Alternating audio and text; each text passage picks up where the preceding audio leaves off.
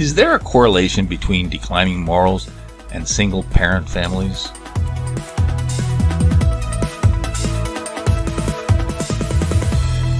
Hello, this is ChartGPT Today. Yeah, this is kind of an age-old question people always frown upon in society, at least in the past few decades, maybe less so today. But do single-parent homes have worse outcomes in terms of morality and costs on society? Here's kind of a breakout here, and since 1968 we've actually increased the unmarried parents, basically a fourfold increase.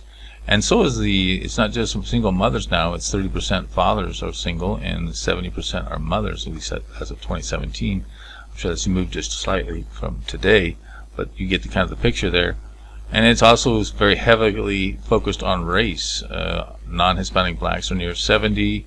You probably heard these statistics before. 50% Hispanic and around 30% white. So there you go.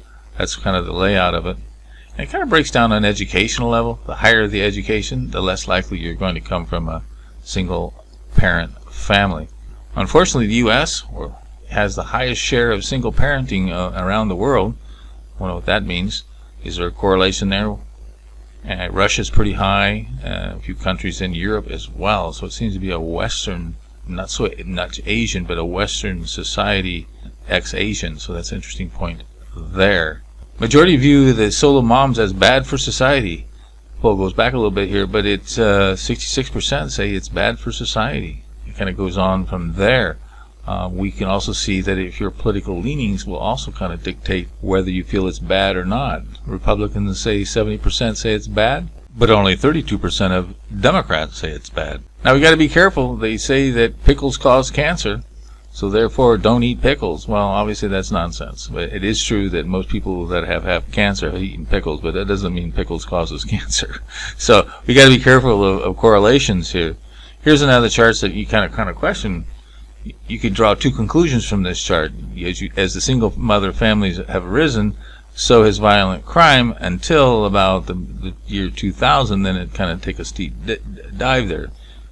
So is there a correlation, or was there other factors that made these crime come down? Some people think it was the war on drugs. We started to legalize some of the drugs and had better law enforcement. So there you go. Another day that's a little bit more concrete here. Here's one on children's rate of exposure to domestic violence versus the family type. Divorced or separated or never married mother. This seems to be the highest compared to both. So there you go with that. Poverty rate, again, cause or effect. Lone parents tend to be poorer than two parents. Obviously, two incomes are better than one, so that's clear. But is poverty due to single parents, or the single parents is an effect of becoming more poor? So there you go. Here's a study back that I found, and basically what it's saying is that the never married and divorced tend to have higher rates of juvenile delinquency in Wisconsin. This is kind of a Wisconsin study, so there's a point there. Here's another one, family structure and youth illicit drug use. Not a huge difference, but obviously the single parent has a higher drug use by a fairly significant amount, but not a huge amount, but it is there. Remember we said the U.S. was the highest single parent family structures in the world. They also near the top in terms of suicide rates. So is there a correlation there? So this is where we have to be careful. Cause and effect.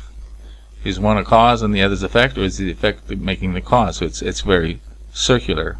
We asked the AI its opinion. You can check out what it says in the description box. There's a post link to that write-up there from the AI, and also take our online poll.